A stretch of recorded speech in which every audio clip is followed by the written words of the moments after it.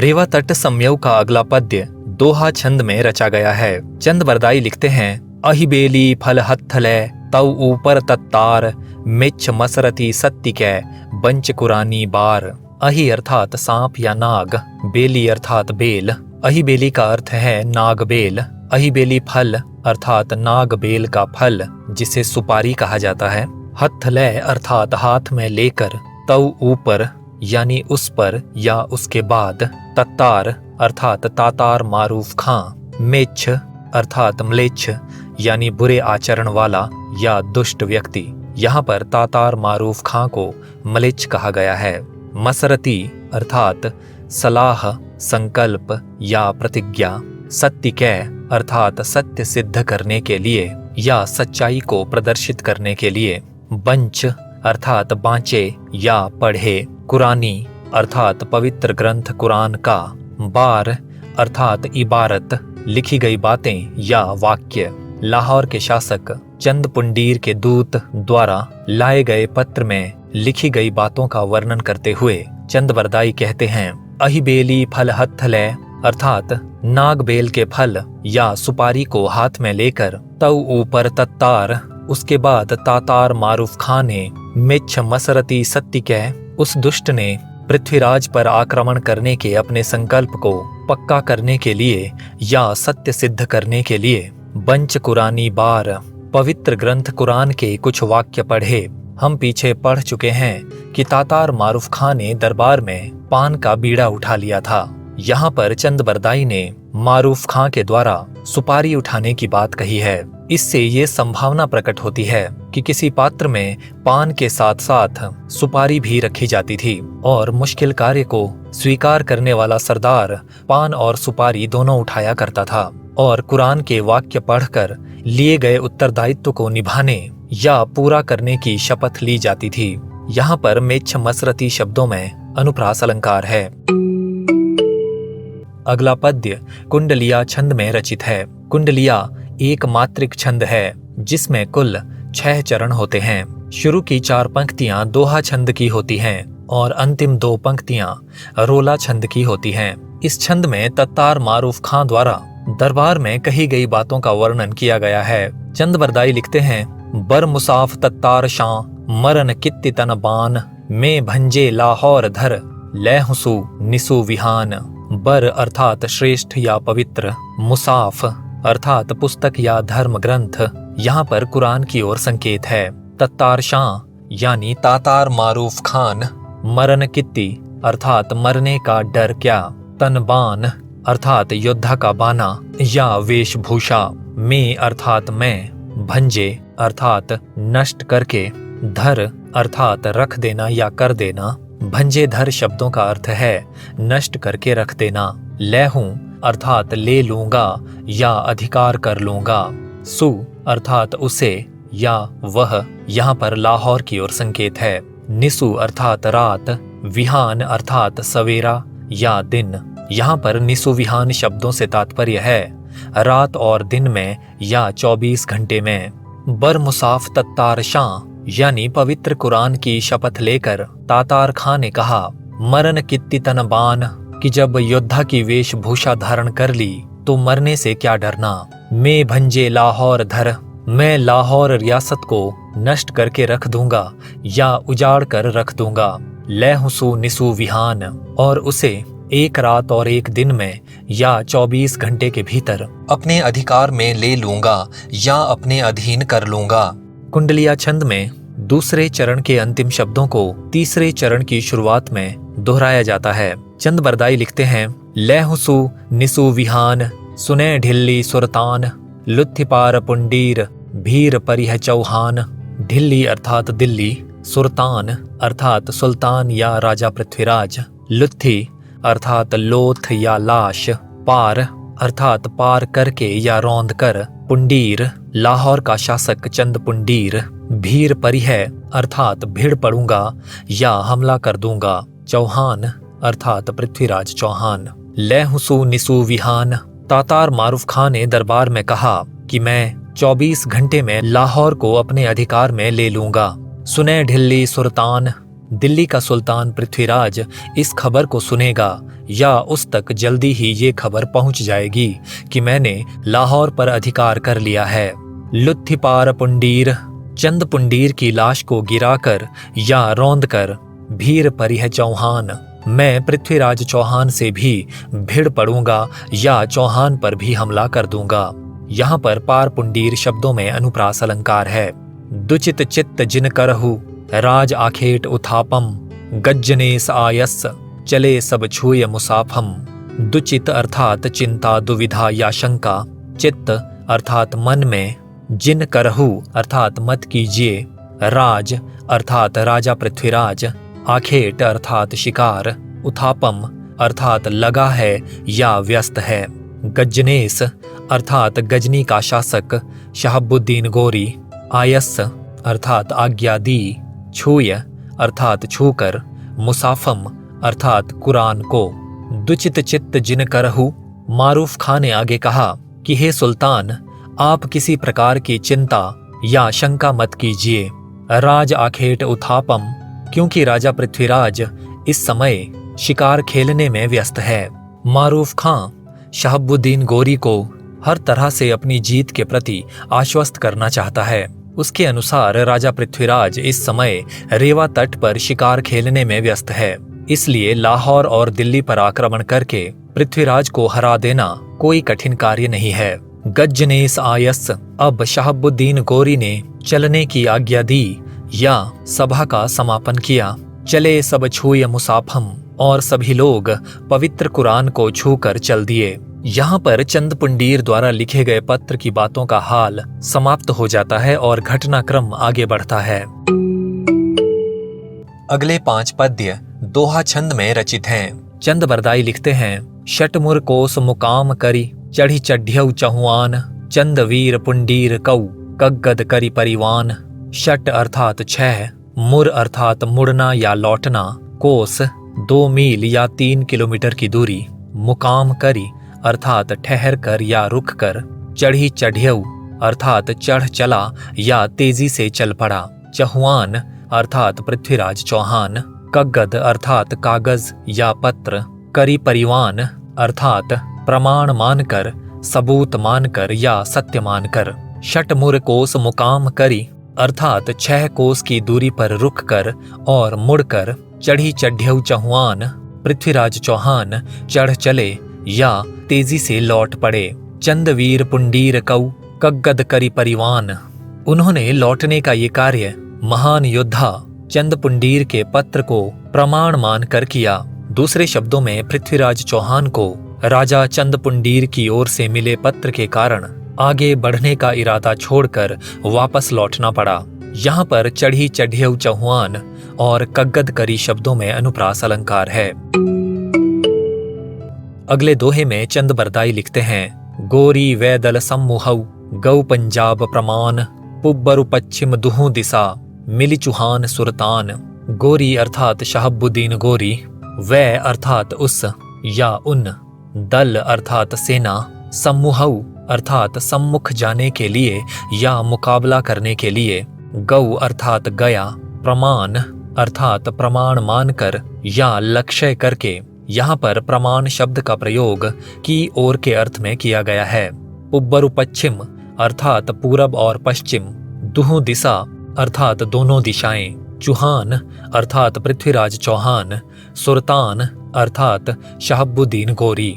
गोरी वै दल सम्मुहऊ, शहाबुद्दीन गोरी की उस सेना का मुकाबला करने के लिए गौ पंजाब प्रमाण, चौहान ने सीधे पंजाब की ओर कूच किया। पुब्बरु पश्चिम दुहु दिशा, इस तरह पूरब और पश्चिम दोनों ही दिशाओं से मिली चुहान सुल्तान पृथ्वीराज चौहान और सुल्तान शहाबुद्दीन गोरी मिलने के लिए या आपस में भिड़ने के लिए चल पड़े। दूसरे शब्दों में पूरब से पृथ्वीराज चौहान और पश्चिम से शहाबुद्दीन गोरी एक दूसरे की सेनाओं से भिड़ने के लिए चल पड़े। यहाँ पर दुहों दिशा शब्दों में अनुप्रास अलंकार है। अगले छंदों में चंद बरदाई ने वर्णन किया है कि कन्नौज के राजा जयचंद के दूत या गुप्तचर सारा समाचार लेकर वापस लौटते हैं और राजा जयचंद को सारा हाल बताते हैं। दूत गए कनवज्ज दिसि ते आये तिन थान, कथा मंडी चहुआन की कही कम धज्ज प्रमाण। दूत अर्थात गुप्तचर, कनवज्ज अर्थात कन्नौज जहां पर राजा जयचंद शासन करते थे, दिसि दिशा में या की ओर, तिनथान अर्थात उस स्थान पर, कथा अर्थात हाल या वृत्तांत, मंडी अर्थात विस्तार से या अच्छे शब्दों में, कम ध्वज अर्थात कामदेव की ध्वजा वाले या जिनके झंडे पर कामदेव का चित्र अंकित है, यानी राजा जयचंद। प्रमाण अर्थात प्रामाणिक रूप से, स्पष्टता से या सच्चाई से। दूत गए कनवज्ज दिसि अर्थात जो दूत या गुप्तचर कन्नौज की दिशा में जा रहे थे या कन्नौज की ओर लौट रहे थे, ते आये तिनथान वे सभी उस स्थान पर पहुंच गए या कन्नौज पहुंच गए। कथा मंडी चहुआन की गुप्तचरों ने पृथ्वीराज चौहान का सारा वृत्तांत विस्तार से, कही कम धज्ज प्रमाण और बड़ी स्पष्टता या सच्चाई से कामदेव की ध्वजा वाले राजा जयचंद को कह सुनाया। यहाँ पर कही कम धज्ज शब्दों में अनुप्रास अलंकार है। रेवा तट आयौ सुन्यौ बर गोरी चहुआन, बर आवाज सब मिट्टी के सजे सेन सुरतान। बर अर्थात श्रेष्ठ, बर आवाज अर्थात हर एक आवाज या शोर, सब मिट्टी के सब मिटा के या सब दबा के। बर आवाज सब मिट्टी के शब्दों का अर्थ है हर एक आवाज को दबाकर, बिना किसी शोर शराबे के या चुपचाप। सुल्तान अर्थात सुल्तान शहाबुद्दीन गोरी। रेवा तट आयौ सुन्यौ बर गोरी चहुआन।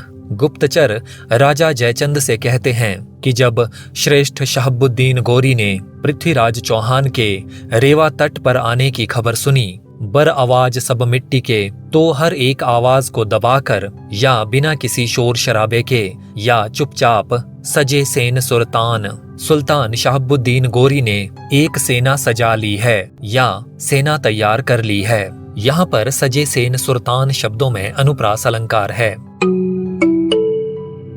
दूत बचन संभल नृपति बर आशे टकशिल, रेवा तट पाधर धरा जूह मृगन बर मिल। संभल नृपति अर्थात संभल या सांभर का शासक यानी पृथ्वीराज चौहान, बर अर्थात अच्छी तरह से या मन लगाकर, आशेटक अर्थात आखेट या शिकार, शिल अर्थात खेल रहा है। पाधर शब्द संस्कृत के प्रधारणा शब्द से बना है जिसका अर्थ है जाल, बाड़ा या रोक। धरा अर्थात धर दिया है या लगा रखा है। जूह शब्द का प्रयोग जहां के अर्थ में किया गया है। मृगन अर्थात जंगली जानवर। प्राचीन समय में मृग शब्द का प्रयोग सभी जंगली जानवरों के लिए किया जाता था। बाद में मृग शब्द केवल हिरण के अर्थ में ही प्रयुक्त होने लगा था। बर अर्थात अच्छे या श्रेष्ठ, मिल अर्थात मिलते हैं। दूत बचन, दूत या गुप्तचर के वचन इस प्रकार थे या गुप्तचर ने इस प्रकार कहा। संभल नृपति, संभल के शासक यानी पृथ्वीराज चौहान, बर आशे टकशिल इस समय मन लगाकर या अच्छी तरह शिकार खेल रहे हैं। रेवा तट पाधर धरा, उन्होंने रेवा नदी के तट पर जाल बिछा रखे हैं या फंदे लगा रखे हैं। जूह मृगन बर मिल, जहां पर काफी अच्छी संख्या में या बहुत से जंगली जानवर मिलते हैं। अगला पद्य कवित्त या छप्पय छंद में रचित है। इस छंद में चंदबरदाई ने वर्णन किया है कि पृथ्वीराज चौहान के अधीन रहकर शासन करने वाले सभी राव, सभी राजा, सभी सामंत या सरदार युद्ध के संकट की इस घड़ी में एकत्रित होते हैं और पज्जून राव नामक राजा इस सभा में अपनी राय पेश करते हैं। चंदबरदाई लिखते हैं, मिले सब सामंत मत मंड्यव सुनरे सुर, दहगुना दल साही सज्ज चतुरंग सज्य उर। सब सामंत अर्थात सभी शासक या सरदार, मत अर्थात मत विचार या सुझाव, मंड्यव अर्थात कहा या प्रस्तुत किया, नरेसुर अर्थात नरेश्वर या राजा। पज्जून राव नामक शासक को नरेश्वर की उपाधि दी गई थी। ये पृथ्वीराज चौहान के साले थे। दह गुना अर्थात 10 गुना, दल अर्थात सेना, शाही अर्थात शहाबुद्दीन गोरी, सज्जी अर्थात सजा ली है या तैयार कर ली है, चतुरंग अर्थात चतुरंगिणी सेना, सजिय उर अर्थात मन में अच्छी तरह सोचकर या विचार पूर्वक। मिले सब सामंत चंदबरदाई कहते हैं कि सभी सामंत या सरदार एकत्रित हुए या एक स्थान पर इकट्ठे हुए। मत्त मंड्यौ सुनरेसुर और नरेश्वर अथवा राजा पज्जून राव ने अपना मत, अपने विचार या सुझाव इस प्रकार प्रस्तुत किए। दहगुना दलसाही सज्ज चतुरंग सज्य उर। शहाबुद्दीन गोरी ने खूब सोच समझकर या विचार पूर्वक हमसे 10 गुना बड़ी चतुरंगिणी सेना तैयार कर ली है। यहाँ पर सब सामंत और मत्त मंड्यौ शब्दों में अनुप्रास अलंकार है। मवन मंत चुक्कौना सोई वर मंत विचारौ। बल घट्यौ अपन्नौ सोच पच्छी लौ निहारौ। मवन अर्थात मौन या चुप, मंत अर्थात सलाह या विचार, सोई अर्थात वही या कोई, वर अर्थात श्रेष्ठ या उत्तम, मंत अर्थात सलाह या मंत्रणा, विचारौ अर्थात विचार कीजिए या चर्चा कीजिए, सोच अर्थात सोच लीजिए, पच्छिलौ भूतकाल या पिछले युद्ध, निहारौ अर्थात देखिए, विचारिए या ध्यान दीजिए। राजा पज्जून राव आगे कहते हैं, मवन मंत चुक्कौना अर्थात मौन रहकर या चुप रहकर सलाह देने से मत चूकिए। दूसरे शब्दों में संकट के इस अवसर पर जो भी सलाह या विचार आपके मन में है उसे कह डालिए। सोई वर मंत विचारौ, किसी बढ़िया सलाह या मंत्रणा पर चर्चा कीजिए। बल घट्यौ अपन्नौ सोच पच्छी लौ निहारौ। पज्जून राव कहते हैं कि पिछले युद्धों को ध्यान में रखते हुए ये भी सोच लीजिए कि हमारी शक्ति घट गई है या हमारी सेना कमजोर हो गई है। यहाँ पर मवन मंत शब्दों में अनुप्रास अलंकार है। अगली पंक्ति में पज्जून राव सुझाते हैं कि या तो हमें अपनी सारी शक्ति या सेना को इकट्ठा करके इस युद्ध को निपटा देना चाहिए या फिर किसी तरह का समझौता करके या कूटनीति से गौरी की सेना को टाल देना चाहिए। चंदबरदाई लिखते हैं, तन सद सट्टे लीजे मुक्ति जुगति बंध गौरी दलह। संग्राम भीर पृथ्वीराज बल अपमत्ति किज्जय कलह। तन अर्थात अंग या टुकड़ी, सद अर्थात 100 या अनेक, सट्टे अर्थात सटकर, मिलकर या एकत्र होकर, लीजे मुक्ति अर्थात मुक्ति पाएं, इस बाधा को टालें या पीछा छुड़ाएं। जुगति अर्थात कोई युक्ति, उपाय, तरीका या कूटनीति। बंध अर्थात रोकना या टाल देना। गौरी दलह अर्थात शहाबुद्दीन गोरी की सेना। संग्राम अर्थात युद्ध या संघर्ष। भीर अर्थात भीड़ या अधिकता। पृथ्वीराज अर्थात पृथ्वीराज। बल अर्थात सेना। अप अर्थात अपने आप। मत्ति अर्थात मत या नहीं। किज्जय अर्थात कीजिए। कलह अर्थात झगड़ा या युद्ध। तन सद सट्टे लीजे मुक्ति। पज्जून राव कहते हैं कि अपनी सेनाओं के सभी अंगों को इकट्ठा करके हमें लड़कर इस युद्ध से मुक्ति पानी चाहिए या इस युद्ध से पीछा छुड़ाना चाहिए। जुगति बंध गौरी दलह या फिर किसी अन्य उपाय से, किसी कूटनीति से या किसी प्रकार का समझौता करके हमें गौरी की सेना को रोक देना चाहिए। संग्राम भीर पृथ्वीराज बल। पज्जून राव आगे कहते हैं कि इस समय पृथ्वीराज की सेना अनेक युद्धों में व्यस्त है या पृथ्वीराज की सेना पर चारों ओर से आक्रमण हो रहे हैं। अपमत्ति किज्जय कलह, इसलिए हमें अपनी ओर से युद्ध की शुरुआत नहीं करनी चाहिए। इन शब्दों का दूसरा अर्थ ये भी हो सकता है कि इसलिए हमें आपस में वाद विवाद नहीं करना चाहिए। दूसरे शब्दों में किसी एक राय पर एकमत होकर उसी के अनुसार कार्य करना चाहिए। अर्थात या तो हमें पूरी शक्ति से अपनी सेनाओं को इकट्ठा करके युद्ध लड़ना चाहिए या फिर किसी प्रकार का समझौता करके गौरी की सेना को रोक देना चाहिए। यहाँ पर सद सट्टे और किज्जय कलह शब्दों में अनुप्रास अलंकार है। इसी तरह मुक्ति जुगति शब्दों में पद मैत्री है। अगला पद्य कवित्त या छप्पय छंद में रचित है। इस छंद में चंदबरदाई वर्णन करते हैं कि किस प्रकार पज्जून राव द्वारा कही गई बातों का प्रसंग राव और देवराव बग्गरी नामक सामंत मजाक उड़ाते हैं। चंदबरदाई लिखते हैं, सुनिया बत्त पज्जून राव परसंग मुसक्यौ। देवराव बग्गरी सैन दे पाव कसक्यौ। बत्त अर्थात बातें, राव परसंग अर्थात प्रसंगराव नामक सामंत, जो कि चौहानों की कीची शाखा से संबंध रखते थे। देवराव बग्गरी अर्थात देवराव नामक सामंत, जो कि बग्गरी जाति से संबंध रखते थे। सैन दै अर्थात इशारा करके, पावकसक्यौ अर्थात पैर खींचा या पैर समेटा। सुनियबत्त पज्जून अर्थात पज्जून राव की ये सब बातें सुनकर राव परसंग मुसक्यौ प्रसंग राव मुस्कुराए।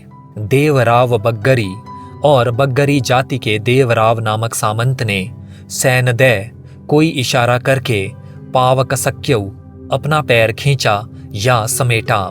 यहाँ पर इशारा करना मजाक उड़ाने या असहमत होने की ओर संकेत करता है। पैर को खींचना ठीक से बैठने की मुद्रा बदलने या कुछ कहने के लिए तत्पर होने की ओर संकेत करता है। अगली पंक्तियों में देवराव बग्गरी द्वारा कही गई बातें वर्णित हैं, जिनमें वे पज्जून राव का मजाक उड़ाते हुए नजर आते हैं। तन सट्टे सटी मुक्ति, बोल भारत थी बोले, लोह अंच उड्डंत, पत्त तरवर जिमी डोले। तन सट्टे अर्थात शरीर सटाना। तन सट्टे शब्दों के दो अर्थ निकलते हैं। पहला अर्थ है युद्ध में शत्रु से भिड़ जाना या शरीर की परवाह किए बगैर भयंकर युद्ध करना। दूसरा अर्थ है भेंट करना, मेल मिलाप करना या संधि करना या फिर किसी प्रकार का समझौता करना। यहाँ पर तन सट्टे शब्दों का प्रयोग युद्ध करने के अर्थ में किया गया है। सटी मुक्ति अर्थात मुक्ति पाना, पीछा छुड़ाना या मुसीबत को टालना।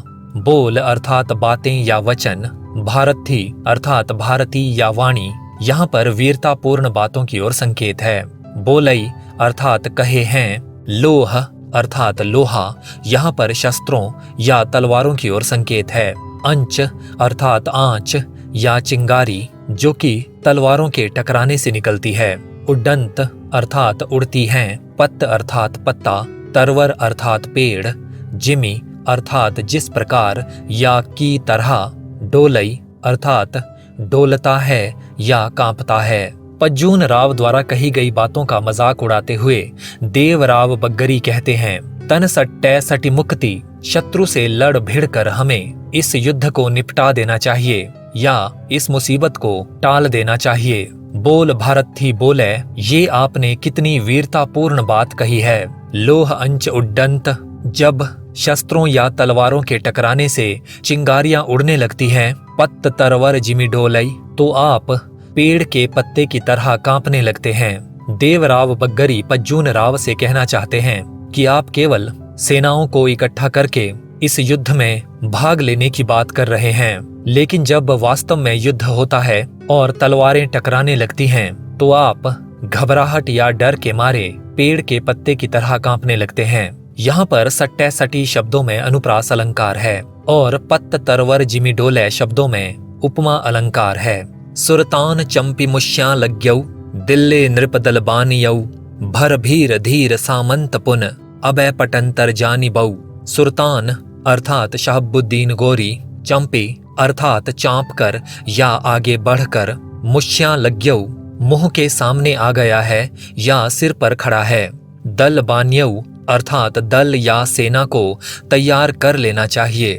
भर भीर अर्थात भारी सेना, यहाँ पर शहाबुद्दीन गोरी की विशाल सेना की ओर संकेत है।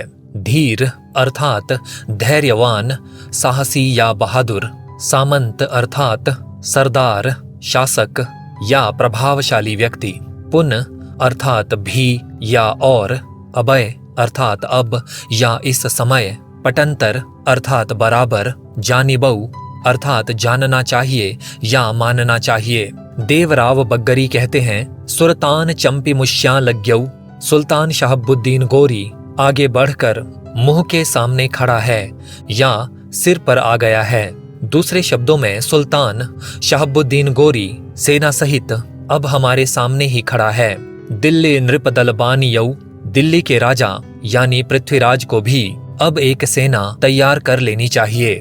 भर भीर धीर सामंत पुन, शहाबुद्दीन गोरी की भारी सेना को और हमारे सरदारों के धीरज या युद्ध क्षेत्र में डट जाने के गुण को अभय पटंतर जानी बऊ अब एक समान ही मान लेना चाहिए। दूसरे शब्दों में, यदि गोरी के पास विशाल सेना है या शत्रुओं की संख्या अधिक है, तो हमारे सामंतों, सरदारों या सेना नायकों का धीरज, उनका साहस और उनकी वीरता भी किसी प्रकार कम नहीं है।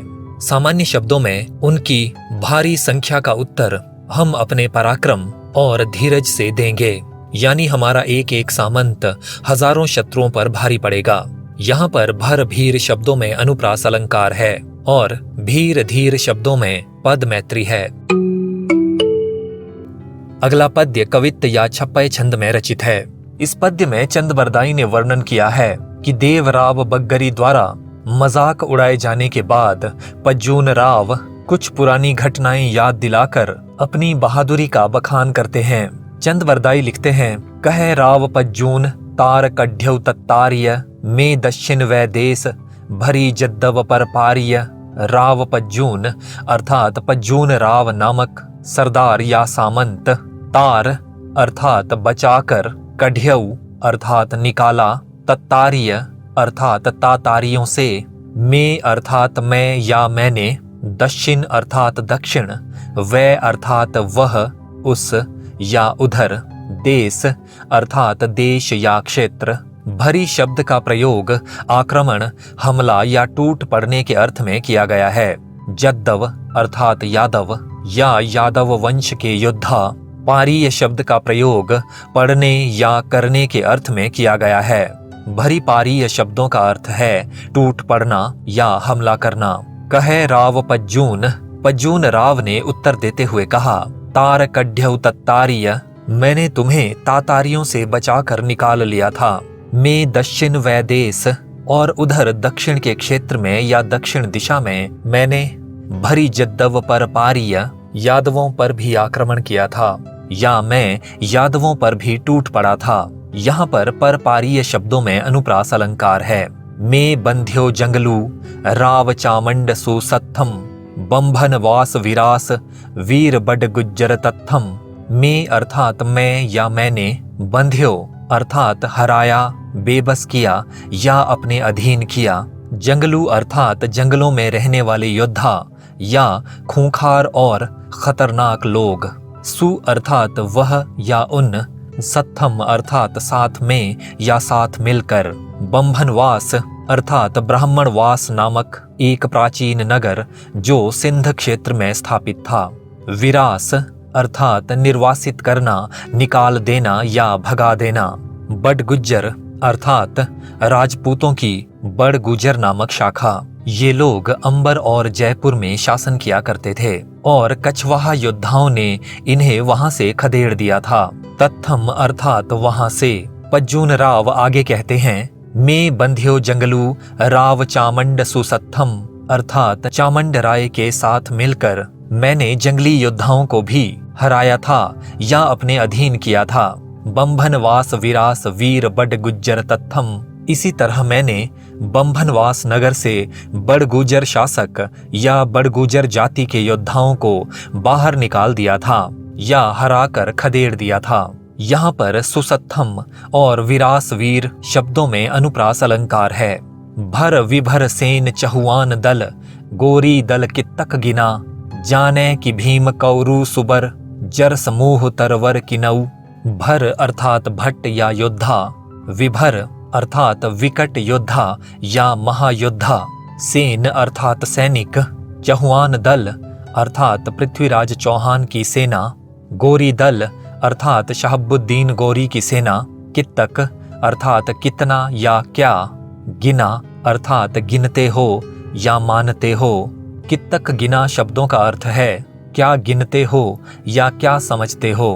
भीम अर्थात पांडुपुत्र भीमसेन, कौरु अर्थात कौरव या दुर्योधन आदि 100 भाई, सुबर अर्थात श्रेष्ठ या बड़ा, जर समूह अर्थात जड़ों का समूह या अनेक जड़ें, तरवर अर्थात पेड़, किनऊ अर्थात की तरह।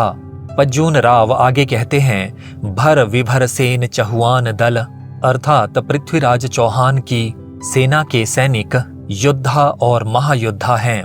दूसरे शब्दों में पृथ्वीराज चौहान की सेना युद्ध प्रिय सैनिकों की सेना है। गोरी दल कित्तक गिना, शहाबुद्दीन गोरी की सेना को तुम क्या समझते हो। दूसरे शब्दों में, हमारे सैनिकों की वीरता के सामने गोरी की सेना की भारी संख्या कोई मायने नहीं रखती। जाने कि भीम कौरु सुबर, जर समूह तरवर किनऊ। महाबली भीम कौरवों को या कौरवों की सेना को अनेक जड़ों वाले एक बड़े पेड़ के समान ही समझते थे। यहाँ पर पज्जून राव कहना चाहते हैं कि यद्यपि कौरवों की सेना बहुत विशाल थी, लेकिन महाबली भीम उनकी सेना को सिर्फ एक पेड़ के समान समझते थे, जिसकी जड़ें बहुत सारी थीं या बहुत दूर तक फैली हुई थीं। इसी तरह शहाबुद्दीन गोरी की सेना भी अनेक जड़ों वाले एक पेड़ की तरह है। हमारे पराक्रमी सैनिक उसकी जड़ों को काटकर पूरे पेड़ को हिलाकर रख सकते हैं या धराशायी कर सकते हैं।